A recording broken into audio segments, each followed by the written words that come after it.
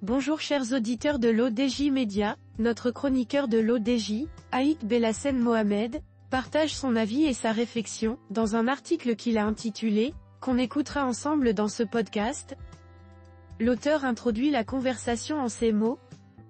Dans le sillage de la récente COP28, où les engagements mondiaux pour un avenir plus durable ont été renforcés, l'Agence internationale de l'énergie révèle un paradoxe frappant. En 2023, la consommation mondiale de charbon a atteint un niveau record de 8,53 milliards de tonnes. Notre ingénieur enrichit son discours de la manière suivante. Le monde n'a jamais autant consommé de charbon qu'en 2023. Bonne nouvelle, ça ne devrait jamais être pire. Cette annonce, bien qu'inquiétante, apporte une lueur d'espoir, suggérant que nous pourrions avoir franchi le pic de consommation de cette ressource fortement polluante. Cet article explore les implications de cette consommation record et la transition progressive vers des sources d'énergie plus propres, examinant les efforts déployés pour réduire la dépendance mondiale au charbon, dans le contexte des objectifs de l'accord de Paris et des avancées dans le domaine des énergies renouvelables. Bien que cette réalité soit alarmante, l'AIE apporte une lueur d'espoir, suggérant que nous avons probablement atteint le pic de consommation mondiale de charbon. Avec les efforts accrus en faveur des énergies renouvelables, une baisse graduelle est prévue, ce qui pourrait marquer le début d'une transition énergétique tant attendue. Cependant, cette perspective optimiste doit être nuancée. La répartition géographique de la consommation de charbon révèle des disparités flagrantes. Alors que l'Occident montre une baisse notable, l'Asie, notamment la Chine et l'Inde, continue d'augmenter sa consommation. Cette situation témoigne d'un écart considérable dans les politiques environnementales et souligne la nécessité d'une action coordonnée à l'échelle mondiale.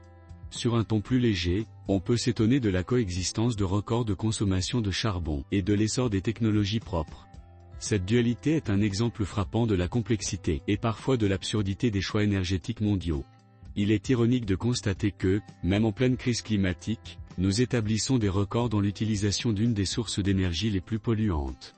Dans un registre complotiste, certains pourraient y voir la main invisible de lobbies puissants, œuvrant dans l'ombre pour maintenir une dépendance au charbon, malgré les preuves accablantes de son impact néfaste sur le climat. Cette théorie du complot, bien que sans fondement, reflète les frustrations et les craintes d'une partie de la population, face à l'inertie apparente des gouvernements et des industries face aux défis climatiques. Il est crucial de ne pas sous-estimer l'importance de la transition énergétique. Le charbon, malgré cet apparent apogée, reste un défi majeur. L'optimisme doit être tempéré par la vigilance et l'action proactive. À l'avenir, l'accent sera mis sur la recherche et le développement de solutions énergétiques alternatives.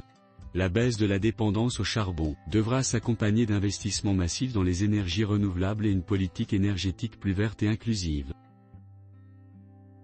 Et au Maroc ? Le Maroc a historiquement dépendu du charbon pour une partie significative de sa production d'énergie, en particulier pour alimenter ses centrales thermiques. Néanmoins, le Maroc a entrepris ces dernières années des efforts considérables pour diversifier ses sources d'énergie et se tourner vers des alternatives plus propres. Le pays est devenu un leader en matière d'énergie renouvelable en Afrique, notamment grâce à des projets d'envergure dans l'énergie solaire, comme la centrale solaire de Ouarzazate et éolienne.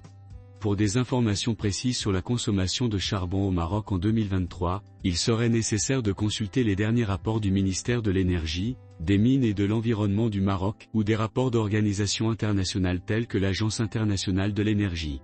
Rédigé par Aït Belhassen Mohamed. Merci d'avoir écouté ce podcast de l'ODJ Média. N'hésitez surtout pas à nous suivre sur nos réseaux sociaux, Instagram, Facebook, TikTok, LinkedIn et Twitter. Alors, on se dit au prochain podcast de nos chroniqueurs de l'ODJ, et à très bientôt.